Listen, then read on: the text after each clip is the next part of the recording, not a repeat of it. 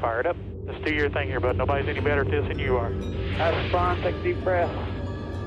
Give them hell at the end. Good luck to you. Fighting like hell like we do every week. You are the best here. Brett, be affirmative. You told me to get on. Info. Ready. Ready. Go slow. Green, green, green. Lock it down, lock it down. I'm destroyed, and I just got drove through like 6 times on the 14th. What the f*** is he thinking? That is the stupidest thing I've seen in my career. Literally. Everything you described is accurate. Haven't even finished the second stage yet. Half the field's wrecked. Hell yeah! 11 got it. Rowdy there, Matt. Good job, pal. Thanks, man. Good job all day. Great work, my man. Great work. Keep putting yourself in position. We'll win our share, right? We got one back today, brother. Good job. 10-4. Great job, guys.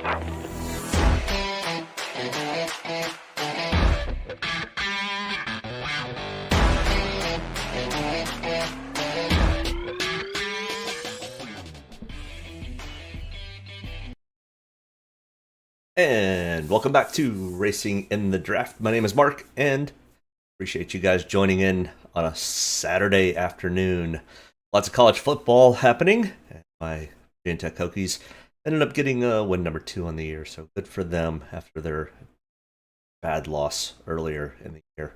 But either way, we are here to talk about racing and all things Draftkings and NASCAR Cup racing. But we will talk about Noah Gragson and winning again, 3rd time in a row. Good for Noah last night, and he decided to keep his streak alive of not being able to keep his lunch where it needs to be, or dinner, whatever it is. Yeah, he's got to get that issue fixed. He's a hot mess. But either way, we are at Bristol this weekend, and before we head to Bristol, let's go back and look at Kansas. And wow, good win for Bubba Wallace, finally getting, I guess, the proverbial monkey off his back, and kind of hopefully quieting down all the haters of Bubba Wallace. He raced a heck of a race and did an amazing job. That was all Bubba Wallace, plain and simple, and his team, of course. But that car was fast. He had it hooked on rails and did really well. So congratulations to Bubba Wallace on last week's win. And Bubba ended up making the optimal lineup with that.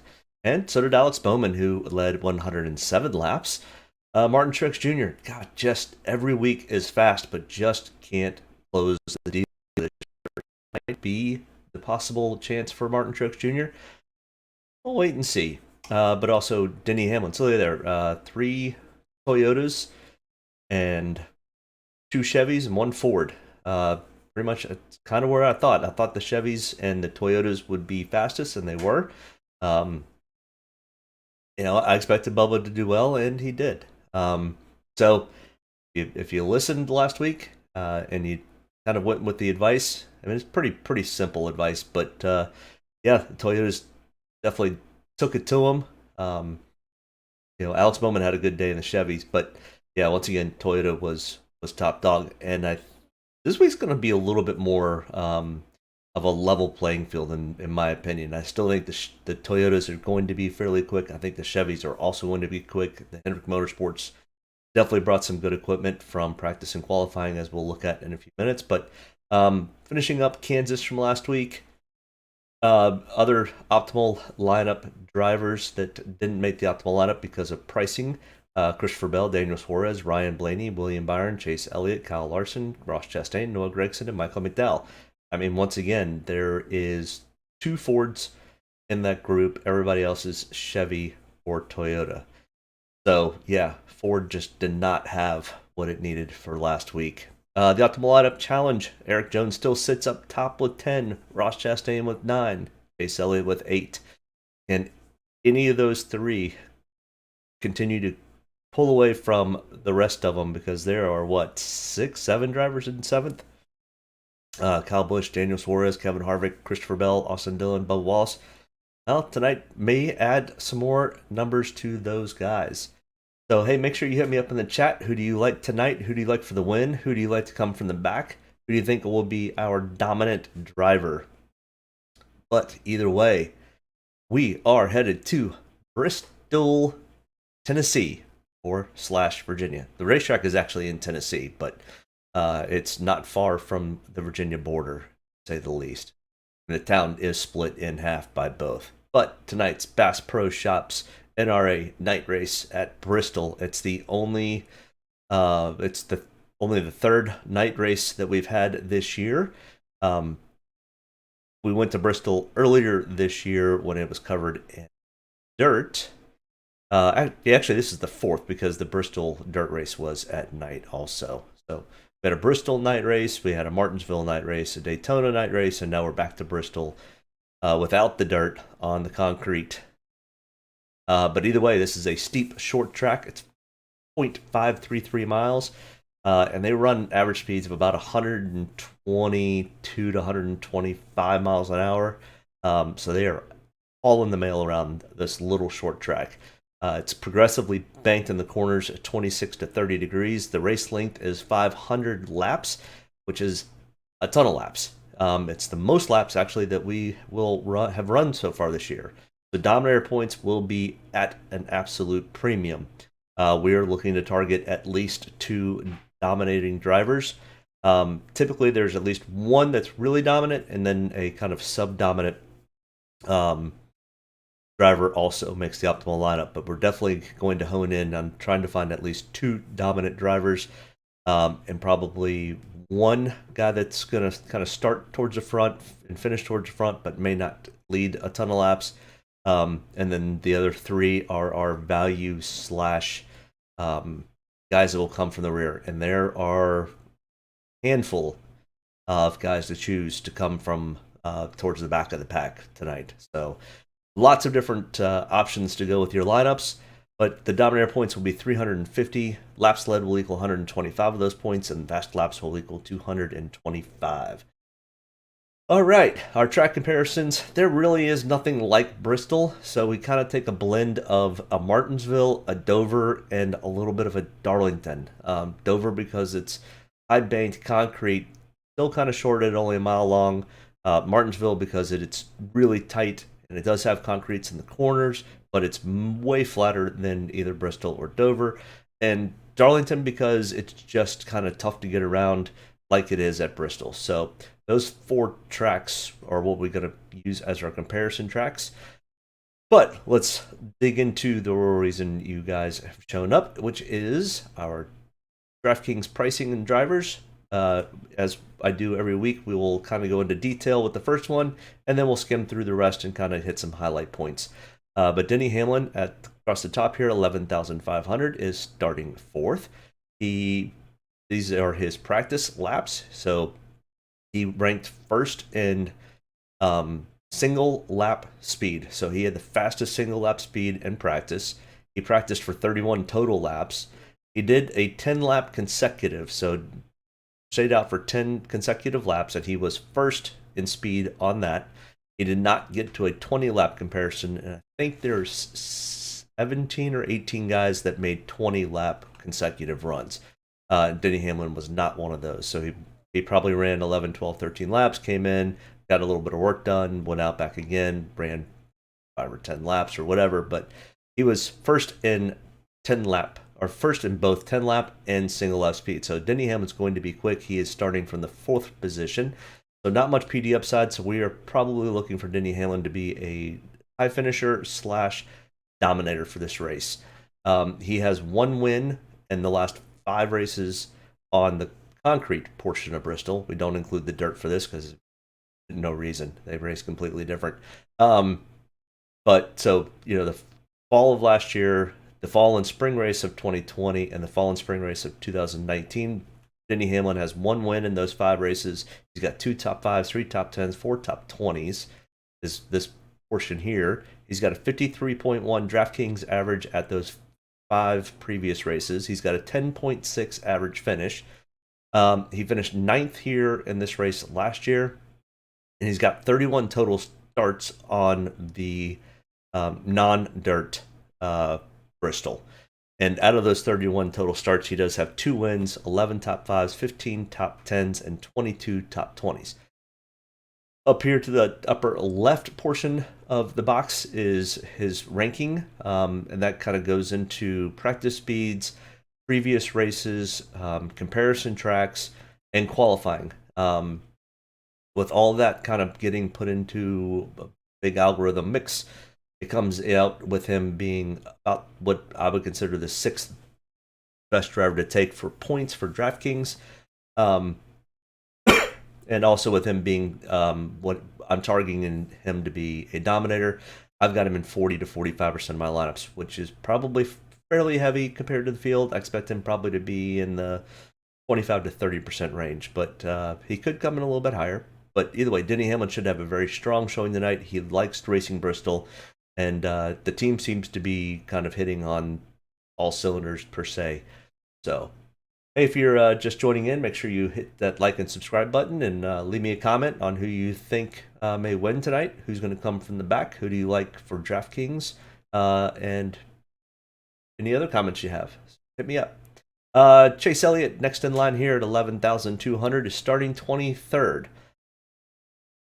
Chase, you are really flirting with danger being back in the middle of this field this week. And you weren't super fast in practice either. 57 total laps of practice, which is one of the most laps in practice. He was only 21st in single lap, 15th in 10 lap, and 11th in 20 lap. Remember, it's only 11th out of 17 drivers that did 20 lap consecutive. So you're still in the bottom half of 20 lap speed. That's not like Chase Elliott, who runs fairly well here. He was contending for the win last year when he and Kevin Harvick had some issues. He's got a pretty good spot in the playoffs, but if he has a bad incident early in this race, he could easily find himself on the outside looking in. And that's going to be interesting. Tonight's going to be fascinating with the only one that's really locked in to the playoffs is Christopher Bell. And William Byron, I think all he's got to do is finish top 5 or 10 in the first stage, and I think he ends up getting locked in. So those are the only real two that are really, really safe. But Chase Elliott is definitely not any safe right now, but if he has any hiccups tonight at all, and somebody like a Kevin Harvick goes out and wins this thing, or a Kyle Busch goes out and wins this thing, Chase Elliott could be potentially out of the playoffs. And I literally thought he would be possibly my pick to win the championship, if not at least make it to Phoenix. So with that being said, tonight could be very, very interesting. I like his starting spot because he races fairly well here. He knows what's on the line here. He knows he needs to get himself a top 10. Knows he needs to finish. He's not a 23rd racer. Even if his practice laps were not great. So I've got him in 25 to 30% of my lineups. I expect him to probably be closer to 35 to 40%. So I'm probably a little off on what the field is going to be doing. But he finished 25th in this race last year. He doesn't have a win here. He's only got 2 top 5s and 4 top 10s out of the 11 total starts. He's consistently okay here at Bristol. So it'll be interesting to see what goes on with Chase Elliott tonight. Very curious to see if he can make it the next round of the playoffs, and can he improve his position. Got him in some decent amount of lineups, and he's number 2 on my ranking system. So Chase Elliott's going to be an interesting one to watch. I do like his starting spot for his PD upside potential. All right, Kyle Larson next in line here, 10,800, starting in the 5th position. Kind of like Denny, he was really quick in practice. He was 7th in single lap, 3rd in 10 lap, and he did do a 20 lap consecutive run where he was the fastest car out of those 17. He did win this race last fall, and he did not race in the 2020 races because of his suspension, but he does have one win, which came in the fall race of 21. And then in 2019, he had a top 10 and a top 20. So 1 top 5, 2 top 10s, 3 top 20s out of the 3 starts. A 79.0 DraftKings average, which is really, really good, and an 8.7 average finish. Both of those are still not the best on the board, though. Get to that one next. He's got 13 total starts here at Bristol with 10 top 20s, 8 top 10s, and 3 top 5s. So not too bad. Starting fifth, there's, as long as he gets himself a top 5 and leads some laps, that's all I need out of Kyle Larson tonight, which might be, at Bristol, anything's possible. So, but Kyle does know how to get around here, and he said this was probably the best car that he's ever driven around Bristol. So that could be kind of scary for the field if Kyle Larson is thinking that this is the best car he's ever driven, mostly because of the next-gen car. But either way, Kyle Larson really likes his car, really likes the next-gen car at Bristol. So we'll see how that turns out, but I've got him in 40 to 45% of my lineups. Next in line here, Kyle Busch, somebody else who is outside of the playoffs, continuing in the playoffs. He's -2 with his blown engine from last week. But Kyle Busch at 10,500, starting 21st, kind of like Chase Elliott. He's got a lot of room for PD upside. He also is very potentially a race-winning candidate. So I expect him maybe to be a dominator tonight. He knows what's online. He knows he needs to get that top 10, if not top 5. But he's going to vie for a win. I mean, he's got to be feeling pretty good. He's got this whole where am I going to race next year settled when he goes to Richard Childress Racing. So that's all behind him. Now he can just focus on the rest of the playoffs and winning races. His practice speeds were 4th in single lap, 10th in 10 lap, and 6th in 20 laps. So his practice speeds were much better than his qualifying speed, so I expect Kyle Busch to definitely make improvements, which gives us a lot of PD upside potential. I think he's going to be highly owned, also right along with Chase Elliott, starting in the 20s. He's got 1 win out of the last 5 races here at Bristol, and 4 top 5s, an 81.7 Draftkings average, and a 6.4 average finish, which is the best on the board tonight. So starting 21st, all signs indicate that Kyle Busch could end up having a very, very good night, and I expect him to be fairly heavily owned. I do have him in 25 to 30% of my lineups. It's just kind of how lineups felt. Starting 21st, I don't expect him to be a dominator at the beginning of this race. Probably around stage 2 is where Kyle Busch may end up coming in as a dominator. But he'll probably be more heavily owned. I'm probably a little bit off on the field with Kyle Busch tonight, but he's got 32 total starts with 8 wins, 19 top 10s, 24 top 20s. He's number 1 on my power ranking. Yeah, all indications are Kyle Busch should have a very, very good night tonight, and he's going to need to if he wants to continue on in the playoffs. All right, next in line here, Christopher Bell, one of the guys that's locked in and loaded for round 2. 10,200, starting 8th, 6th in single lap, 4th in 10 lap, 7th in 20 lap. Pretty consistent speeds, pretty consistent job in qualifying. I think he's going to be consistent. He's got nothing to lose. So he's chasing trophies tonight. That could be good and bad at Bristol. It can be a little treacherous getting around around the little oval, and I think Christopher Bell, he races decent here. Well, not really. He's got a 22nd place average finish out of the 3 previous starts that he's raced here. 22.3 Draftkings average and only 1 top 10. So not the best stats for Christopher Bell. And starting 8th, that kind of scares me a little bit. But Christopher Bell's having a much better year than he had last year or in 2020. So, Tyler Reddick, 9,900, starting 17th. 28th in single lap practice, 24th in 10 lap, never made a 20 lap consecutive average.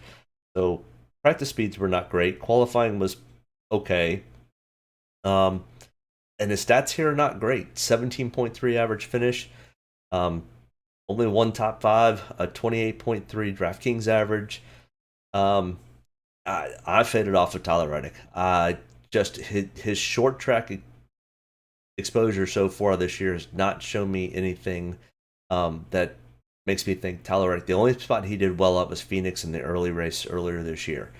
Tyler Reddick, in my opinion, could be one of the guys that misses the playoffs after tonight, which would be a shame because he's had a pretty solid year. He's had quite a few hiccups, but the last half of the year he's been pretty solid. especially on road courses. So, yeah, I think Tyler Reddick might be in trouble with the playoffs tonight, and I don't like his 17th starting spot. Actually, I just don't like his practice speeds compared to his starting spots. So I'm faded way off of Tyler Reddick tonight. So Tyler Reddick could be my Alex Bowman from last week. I needed Alex Bowman to have a bad week last week, and he didn't, so I didn't have the best of weeks. I still made a little bit of money.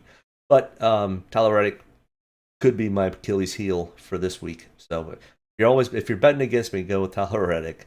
I'm faded way off of Tyler. All right, next in line here, Martin Truex Jr. starting 22nd, right up there with Chase Elliott and Denny Hamlin. Not Denny Hamlin, but Kyle Busch. Unlike those two, Martin Truex Jr.'s practice speeds were not great, and it pretty much sets him right where he qualified. 22nd, he was 24th in single lap and 26th in 10 lap. So not great. He is pretty consistent about getting into the top 20. But I really need Martin Truex Jr. to get a top 10 tonight. He does fairly well here at Bristol. He has decent speed. I expect him to probably hunt for a top 10. So starting 22nd, he'll be a good PD upside play.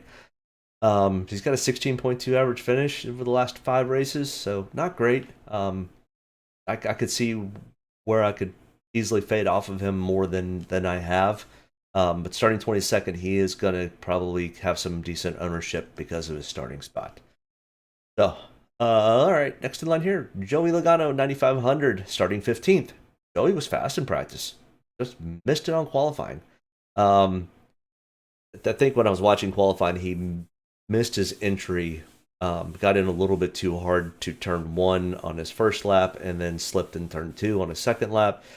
Just kind of overdrove the track a little bit and just missed on qualifying because he was 3rd fastest in single lap, 8th fastest in 10 lap average, and 4th in 20 lap average. So Joey Logano's got some decent speed. Starting 15th. I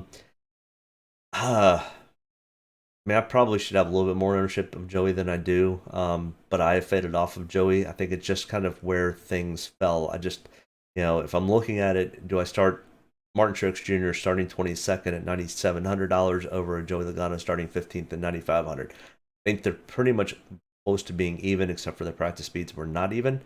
But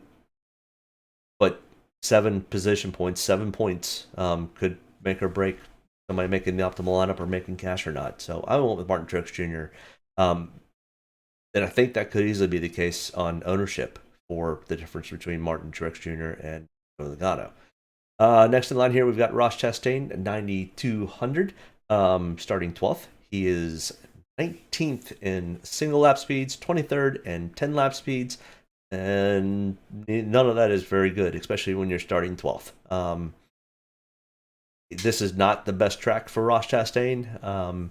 He's too aggressive, and there's also so many guys that are currently hunting after Ross, and just given the slightest opportunity of making Ross's night a little bit harder is definitely there. I think Ross is probably fairly safe on getting to the next round of playoffs, but this could be a payback track. Real easy to pay somebody back here and not get yourself in trouble also. So I faded off of Ross Chastain. There's just too many variables and not enough speed in practice for me to go, oh, Ross is somebody I definitely need to take. Finished 14th in this race last year. He's got a 23.0 average finish over the last 3 starts. So I'm fading off of Ross. I think I may have him in a lineup, if that. But at 9,200, I don't have a whole lot of interest. I'd much rather take any of the 2 above it, or even a Ryan Blaney starting 6. Ryan Blaney's practice speeds were 13th in single lap, 6th in 10 lap average, and 5th in 20 lap average. So decent practice speeds, pretty good starting spot for Ryan Blaney. He runs fairly well here in the last 5 races. He's got a 2 top 5s, 3 top 10s, 4 top 20s, a 43.5 Draftkings average, and a 14.2 average finish. He finished 4th in this race last year. This is one of Ryan Blaney's better tracks. So I would not be surprised to see Ryan Blaney finish top 10 or even top 5. And with that would probably be enough to get Ryan Blaney to advance to the next round of the playoffs. I have about 10 to 15% of my lineups with Ryan tonight, and he was 12th on my ranking system. Next in line here, we've got William Byron at $8,700, starting 16th. He was 16th in single lap, 14th in 10 lap, and 9th in 20 lap. So pretty much consistent across the board with practice and qualifying. William Byron's actually fairly good at Bristol. He's got a 17.2 average finish. He finished third in this race last year. So I expect William Byron to have a decent night tonight. He's also been doing a lot of late model races on shorter tracks, and that seems to help him. He did win at Martinsville earlier this year on a short track. Conditions were quite different. It's going to be warm tonight at Bristol, and it's banked completely different. But I expect William Byron to be at least a top 10, if not top 5 top driver tonight at $8,700. I've got him in 10 to 15% of my lineups, so he may come in a little bit higher than that because there is a small PD upside play with William tonight. But, you know, it's just kind of where he fell in my lineups. Kevin Harvick, oh boy, Kevin has to win. He cannot point himself into the next round of the chase. Even if all of the other contenders wrecked in lap 1 and Kevin survived and he went on, finished second, he could not point himself into the race. Kevin has to win to make the next round of the playoffs. $8,500, starting 7th. His practice speeds were okay. He was 15th in single lap, 9th in 10 lap, and 2nd in 20 laps. So it seems like Kevin Harvick has definitely got himself a long run type of car, and that's typically kind of where Kevin kind of just sneaks into the top 10 and top 5. But once again, Kevin is going to have to win, and he's going to probably do whatever he can to win. He does have 4 wins here in his total history. 1 in the last 5 races.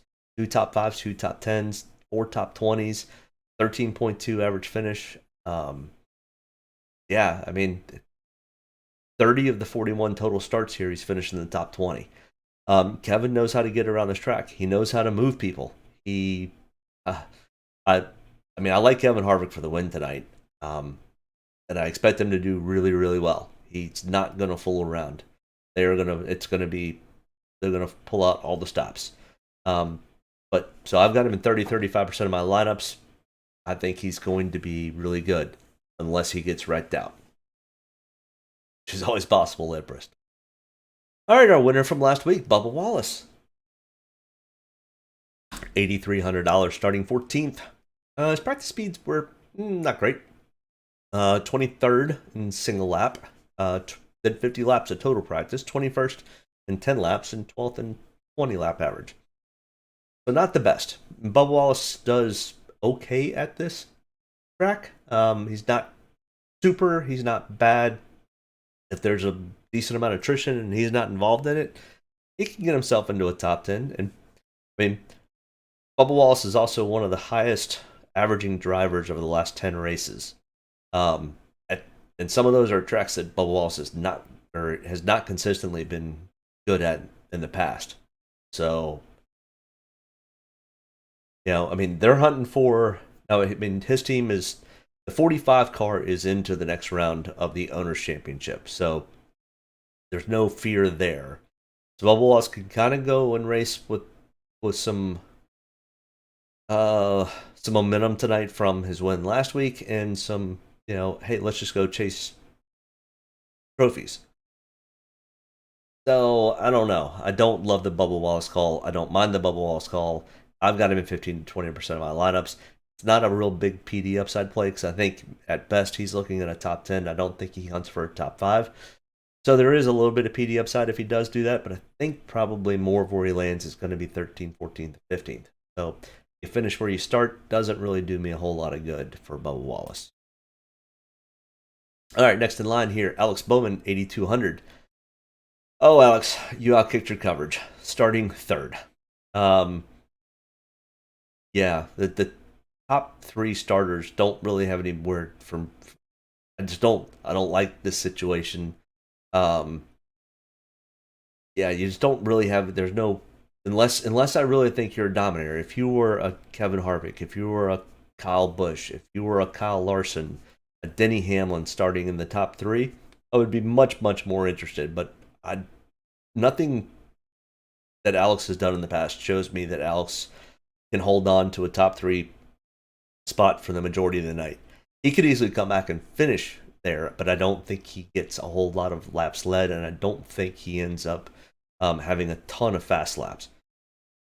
So if you're betting against me again, take Alex Bowman. If you're with me, fade off of Alex Bowman. I've got him in only 5 to 10% of my lineups. He comes in 29th on my ranking system. He's got a 19.2 average finish. He's only finished in the top 5 twice in his 11 starts. Yeah, practice speeds were okay, but not. He wasn't first, second, or third in practice speeds. So I don't know how I don't know why anybody would think that he would hold on to that 3rd starting spot for very long. So I've faded off of Alex Bowman, and my bet is he probably only comes in at about 10% owned. I just think he's starting too high. Somebody that's not starting up too high, but had crappy practice speeds, Daniel Suarez, $8,000. Daniel's actually not awful here. He's not great, but he's not 29th bad. Or 32nd practice speed bad. So I'm not sure if they just happen to miss a little bit coming off of the truck. So it's going to be a long night for Daniel, I think. I think he can hold on to, a lead lap, get his car working, work on those pit stops, and improve his position. I think Daniel easily hunts for a top 20, if not a top 15. Heck, he could easily hunt for a top 10. I'm not sure he gets up in battles for a top 5 or a win, but if he can get into the top 10 at $8,000, that's great, and he probably has enough to make it to the next round of the playoffs. So I've got a decent amount of ownership on Daniel Suarez. I think he's probably going to be owned in about this 25 to 30% range anyways because of his starting spot. And that car has shown a lot of speed this year, and it's been fairly consistent. The problem is pit crews haven't been consistent, and Daniel has faltered a little bit at times, but not a whole lot. But the car has speed. So we'll see if they can get that car working and in good condition. But I think there's a ton of PD upside potential with Daniel Suarez. All right, next in line here, we've got Eric Jones at 7,900. The winner from 2 weeks ago. This is another track that Eric Jones is actually quietly, secretly pretty good at. He doesn't have a win, but in the last 5 races, he's got 2 top 5s, 3 top 10s, 3 top 20s. In his 9 total starts here, he's got 4 top 5s. Those are the kind of numbers he had at Darlington, too. This track runs a little bit like Darlington. It's tight. You can run the high side, you can run the low side.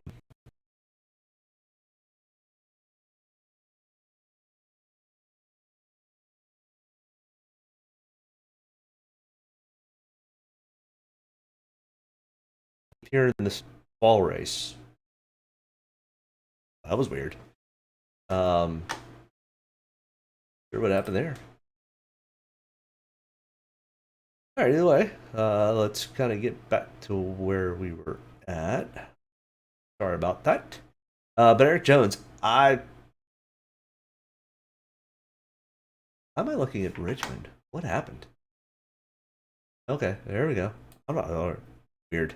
All right, but either way, I have a decent amount of Eric Jones tonight. So yeah, I might be underweight on him actually. I could probably see potentially taking more of Eric Jones than I have. You do. Okay. Hopefully you're not buffering. I don't know what happened here, but that was kind of strange. But Austin Dillon next in line here at 7,700, starting 28th. Kind of like Daniel Suarez. I mean, this is not a bad track for Austin Dillon. It's not one of his best, but he's got an average of 16.2 average finish. He was 16th in single lap. Now, his 10 lap was pretty crappy at 30th, but just kind of like Daniel, he'll kind of be there throughout the race. And if he can stay on the lead lap, he can make him get himself a top 15 or top 10. He's also trying to hunt to get into that next round. So I expect Austin Dillon to have a decent PD upside potential and potentially have a decent finishing spot.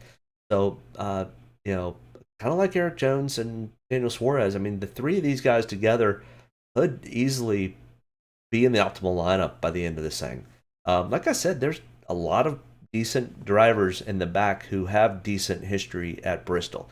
Are they going out and winning races at Bristol? No, but I don't need these guys to go out and win races. I need these guys to have top tens.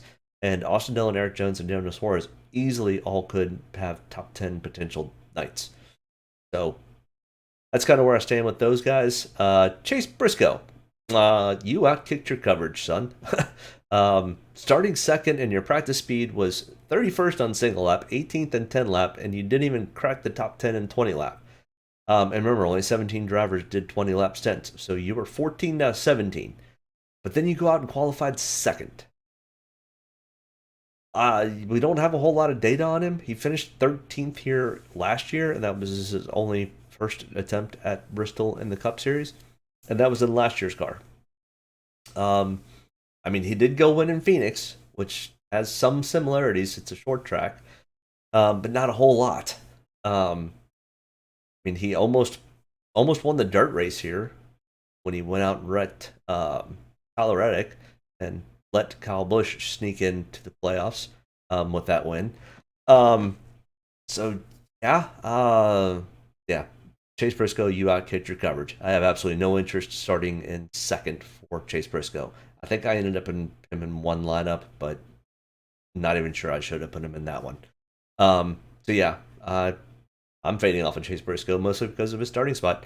I mean, even if he finishes 10th, that doesn't really do me a whole lot of good unless he were to lead a bunch of laps. And I don't think Chase Briscoe's going to lead a bunch of laps. Austin Cindric, 7,400, starting 9th. Kind of like Chase Briscoe. You outkick your coverage, in my opinion. But Austin Cindric typically does. He qualifies super well and then ends up racing pretty good. But usually he's fading off of where his starting spot is. So he finishes worse than where he starts. Could Austin Cindric end up having a top 10 night? Maybe. I think he just needs to finish in top 15 and he advances on in the next round of the playoffs.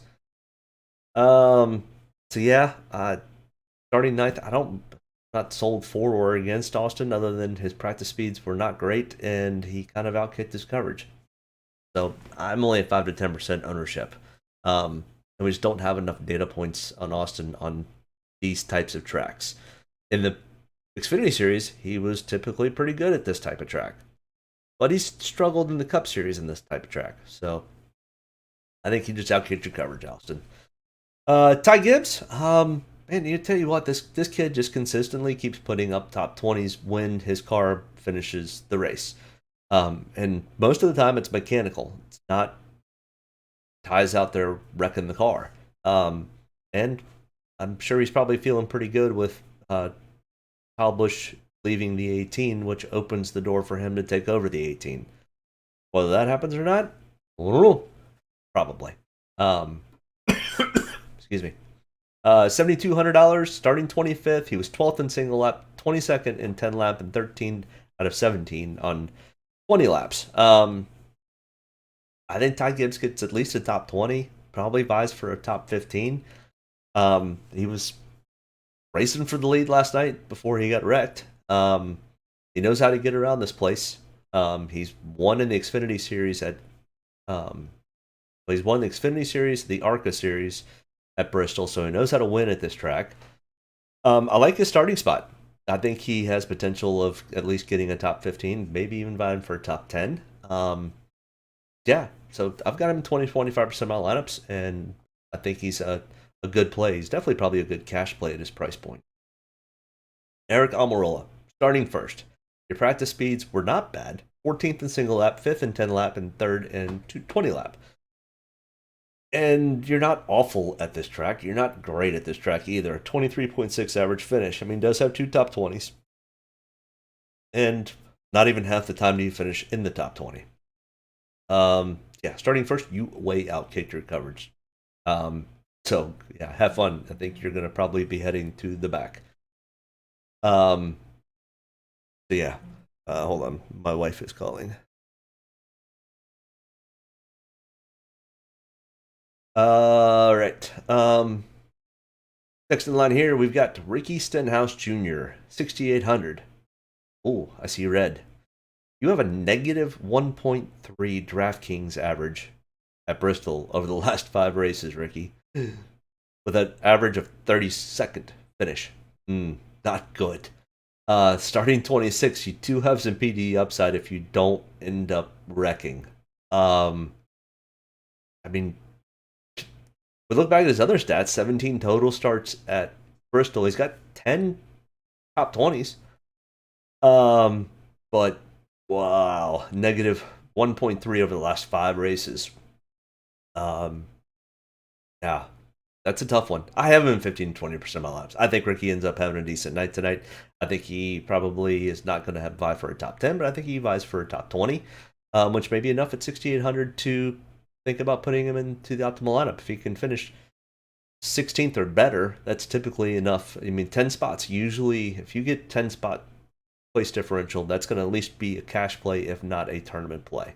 And because of his averages, I think that may scare some people off of him. I mean, I know it makes me nervous, but I'm also willing to take at least 15 to 20% of a chance that Ricky Jr. has a much better night. Chris Buescher, starting 20th, 6,600, 11th in single lap, 12th in 10 lap, and 10th in 20 lap. He's got an 18.6 average finish over the last 5 starts here at Bristol. Not awful. Better than where you're starting. And your practice speeds were better than where you're starting. You finished 23rd in the spring. Okay. I've got him in 15 to 20% of my lineups. You just kind of fit nicely into a couple spots. Where I'd get down to the last spot and I'd have $6,700 or $6,800, and I would have to think about which one of these two do I take. So I took him in some and took Ricky in some. Brad K. I don't have any percentages for Brad K. I took Brad in probably about the same amount of percentages. Let's see if that pops up here in a second. There it is. Brad Keselowski, $6,400, starting 10th, 8th in single lap, 13th in 10 lap, did not do a 20 lap. He finished 6th in this race last year. He's got a win in the last 5 races here at Bristol. He really knows how to get around Bristol. He's got 3 total wins on his career out of 23 total starts. He finished 6th in this race last year. Starting 10th is the only thing that kind of scares me because Brad's had a definitely up and down kind of season, more down than up. So it's definitely much more playing craps with Brad. But he's due for a decent race tonight. He kind of needs to start heading in the right direction so that the way they have something to build on for next year. So, I mean, could Brad easily go out and win this thing tonight? Absolutely. And it would be the 3rd winner in a row that's not in the chase to win. So, yeah. He's good enough to win here. His car seems to be fast enough that he could possibly win here. But his luck doesn't tell me that he does. So, I mean, I've got him in 15 to 20% of my lineups. It is what it is. I've got more of the next one, Michael McDowell, starting 18th. He was 31st in single lap. He did 55 laps of practice. Michael's been one of those who's been quietly just putting top 10s in his pocket. He's got 7 of the last 10 races he's finished in the top 10. Kind of like Bubba. He just has gotten better and better with this next-gen car. His average finish here is not good, 22.6. Finished 24th last year. But this car is completely different, and Michael's been beating all of his average statistics from any other year that he's raced. So I expect Michael McDowell to probably get himself another top 10, maybe top 15. I've got him in 20-25% of my lineups. I think he's not going to be heavily owned. I think it's probably a decent play in tournaments.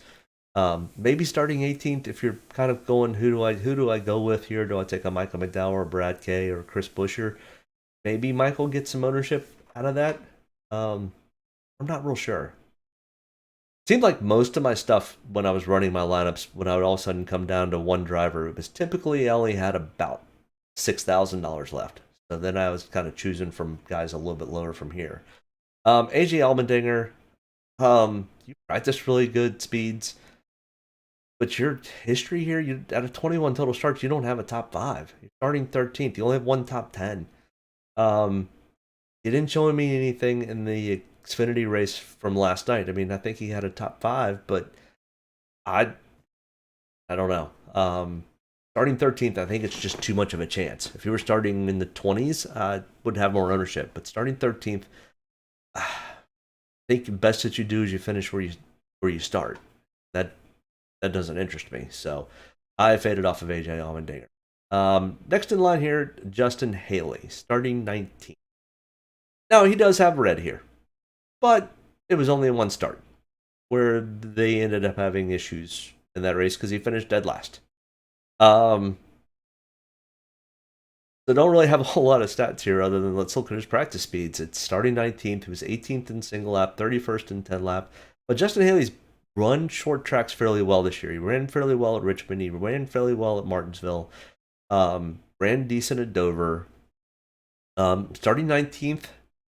I mean, at $6,000, if you finish where you start at $6,000, that's not awful. It's not exactly what I need. I need you to get a 15th or maybe even look for 12th or 13th to really make the $6,000 pay off for value. I'm more willing to take that chance starting 19th than an AJ starting at 13th.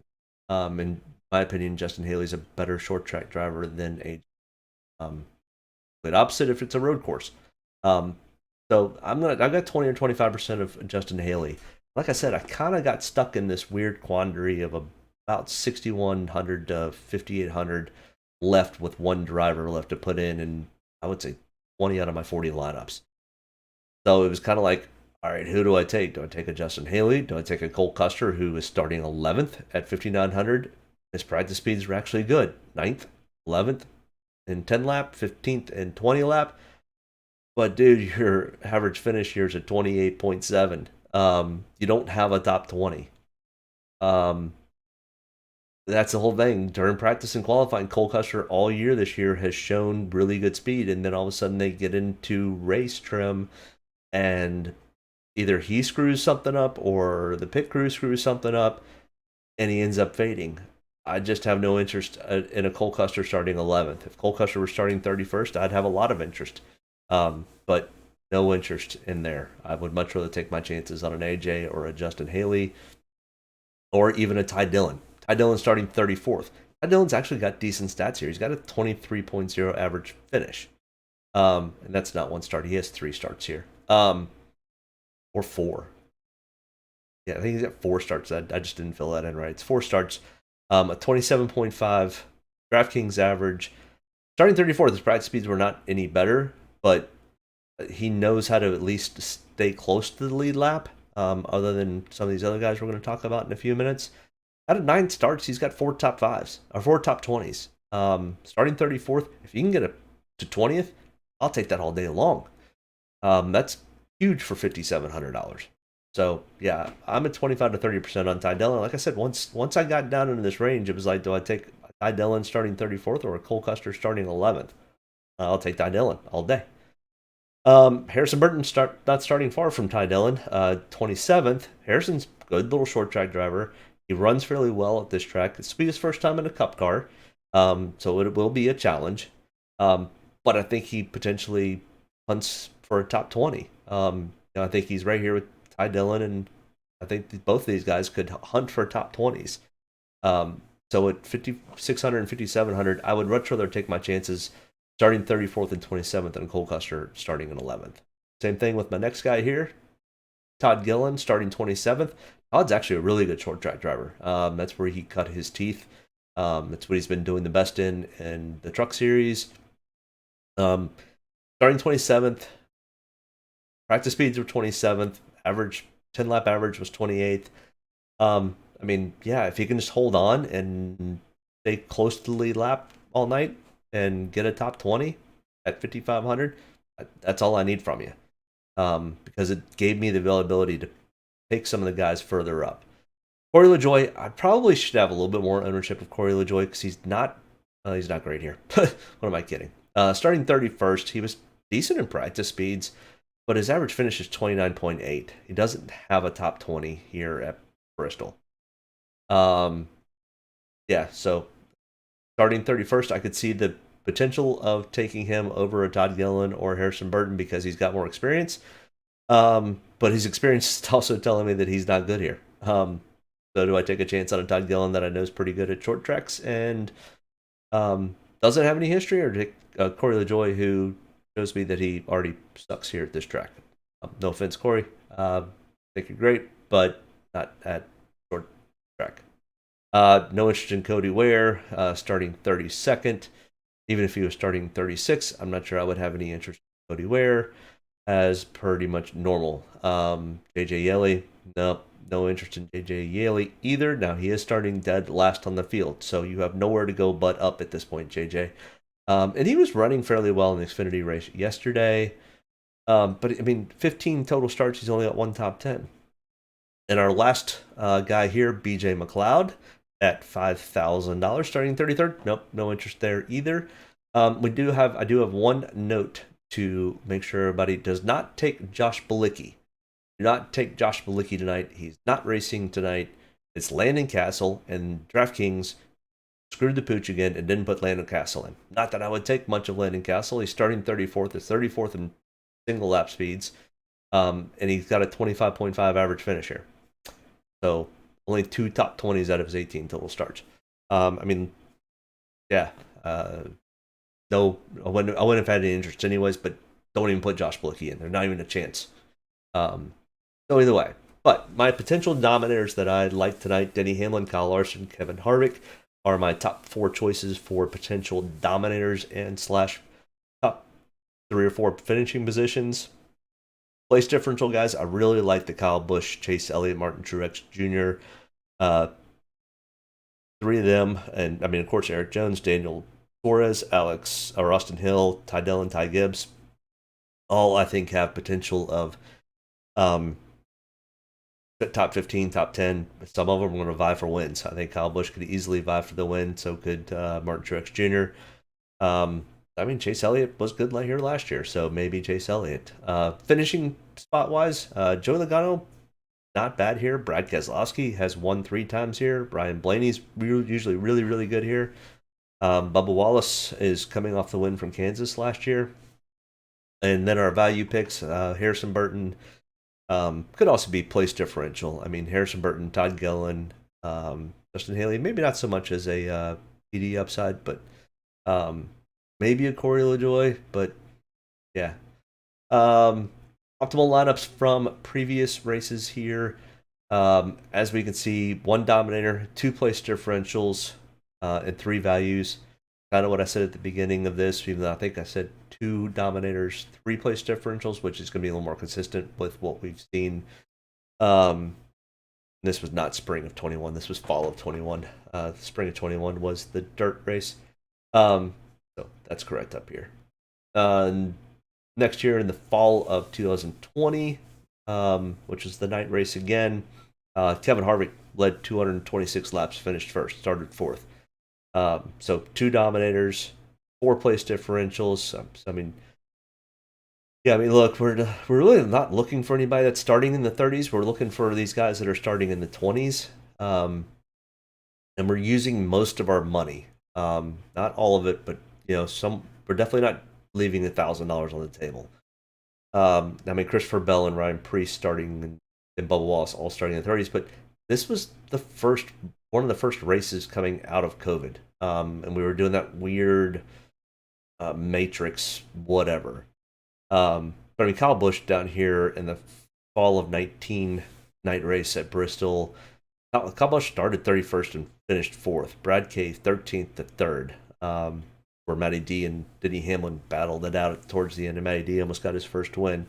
But Ty Dillon 24th, Bubba Wallace 22nd. I mean, Bubba Wallace is in 1, 2, 3 of the 4 last optimal lineups. Eric Jones is in 1, 2, 3 of the last 4. Kyle Busch is in 1, 2, 3 of the last 4. That tells you who these guys are really good at this type of track. Kevin Harvick's in 1, 2 of the last 4. So yeah, good luck with that. I just bring the facts and kind of let you know what I'm looking at and what history has shown at Bristol.